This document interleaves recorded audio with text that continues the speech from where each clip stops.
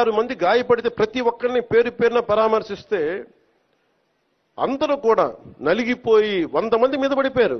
ఎంత ఉంటుంది ఒక ఆడపడుచు మీద పడిపోతే, పెద్ద ఆవిడ మీద పడిపోతే, తమిళనాడు నుంచి వచ్చారు.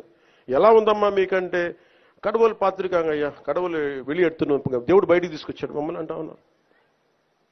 ఎంత పెద్ద మనసుతోటి సరిగ్గా చూసుకోలేదయ్యా మమ్మల్ని. కానీ ఏం చేస్తాం, మా కర్మ ఇలా కాలిందని. అది దేశం తాలూకు దౌర్భాగ్యం. ప్రజలు ఇంత బాధ్యత ఇప్పుడు కష్టం వచ్చినప్పుడు ఎంత అద్భుతంగా చెప్పారంటే నాకు కన్నీళ్ళు వచ్చినాయి. నాకు నిన్న కరిగిపోయాను నేను. వీళ్ళ క్షమాపణలు చెప్పదు ఇంకెవరికి క్షమాపణలు చెప్తాం?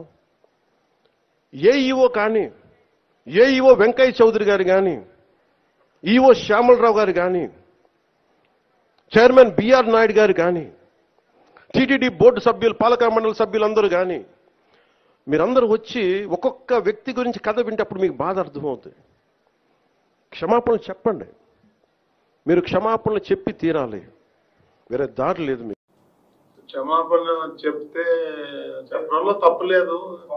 చెప్పినంత మాత్రాన చనిపోయిన వాళ్ళు బతికి రారు కదా. అది అవన్నీ ఎవరో ఏదో మాట్లాడారంటే వాటికన్నిటికి స్పందించాల్సిన అవసరం లేదు.